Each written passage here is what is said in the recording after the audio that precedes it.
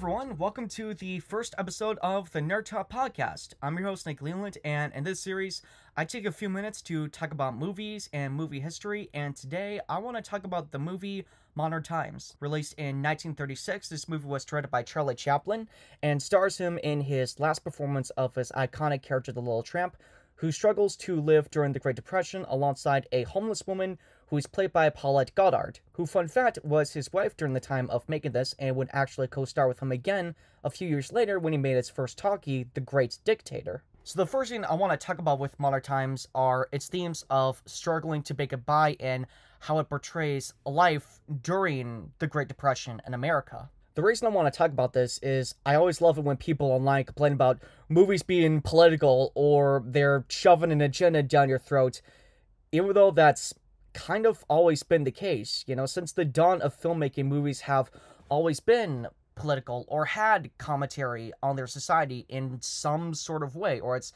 intertwined in the story in some sort of reference or some way, and then they'll make some comment and say, well, it wasn't in your face like it is today. Well, yes, it is. This movie is a great example of that, I would argue, and I have 3 examples to go with. The first example of this is one of my personal favorite scenes when Charlie Chaplin's character is released from the hospital after having a nervous breakdown, and he sees a flag fall off of some guy's truck and tries to get their attention, only to accidentally become a leader of a workers' rally and be thrown in jail for being a communist. Now, on one hand, it is a really hilarious scene, like many in this film, where the tramp is a simple victim of a misunderstanding after finally getting out of the hospital, but it also tells you something where there was a time in America where you could be thrown in jail for being a communist, or at least allegedly being a communist, or having certain political beliefs. So again, it's a great example of the film's commentary on what was going on during this point in American history. And another scene that I think is a great example of this is his mentioned breakdown when he's working on an assembly line and he just goes nuts, and it starts with him actually going into the machine, and it's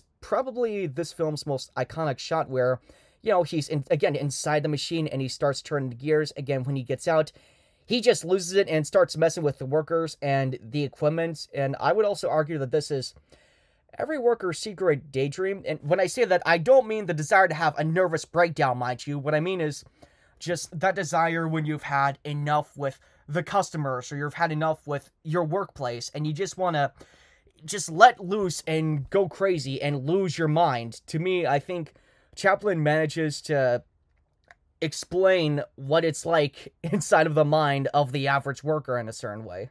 Now, my last example of the film's commentary on life during the Great Depression and during the rise of industrialization is when Chaplin is released from jail after he stops some prisoners from trying to escape. Just before he leaves, he asks the warden if he can stay a little bit longer because he likes it there. Now, at first glance, it might seem like it's just an offhand comment, but with my previous 2 examples, I'd again argue that it shows what life during the Great Depression really was like, that people were struggling to the point where they would rather stay in jail than be forced to fend for themselves. You know, and Chaplin isn't the only great performance in this movie, of course. As I said earlier, his wife at the time of making this, Paulette Goddard, plays a homeless woman who becomes his romantic interest, and you definitely feel their romantic chemistry throughout the film, and they're definitely equals in this. You know, when we first meet her, she's stealing bananas from some local guy to give to the local kids and the family, and when her dad is killed, she tries to fend for herself and meets Chaplin's character,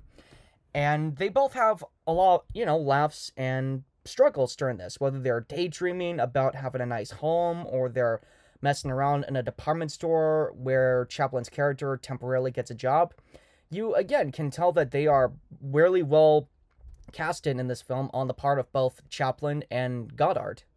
Now, my third point I want to make about Modern Times, it's small use of sound. You know, this was Chaplin's last silent film, and it's arguably the last big silent film that was made during the old Hollywood era, but it does make some small use of sound effects and voices. For example, when Chaplin goes on a rampage in the factory, he uses the sound of machines exploding and gears being turned to convey with his use of visual storytelling. But he also, at the end of this movie, sings. You technically hear his voice when he gets a job as a singing waiter at the end of the film. And technically he's just singing gibberish, but you still technically hear his voice. So it shows while he was nervous about the idea of transitioning to talkies during this time still, he still made a really good small step, even though it was a small step, a good one that he did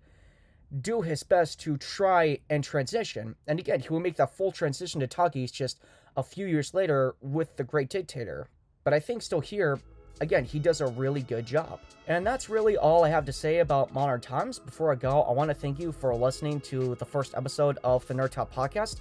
If you enjoyed it, please be sure to hit the thumbs up button and subscribe so you don't miss future episodes of this. And if you have seen Modern Times, let me know your thoughts on it in the comments below, or just let me know your favorite Charlie Chaplin movie. And until next time, my name is Nick Leland. Thanks for watching this video, and have a great day.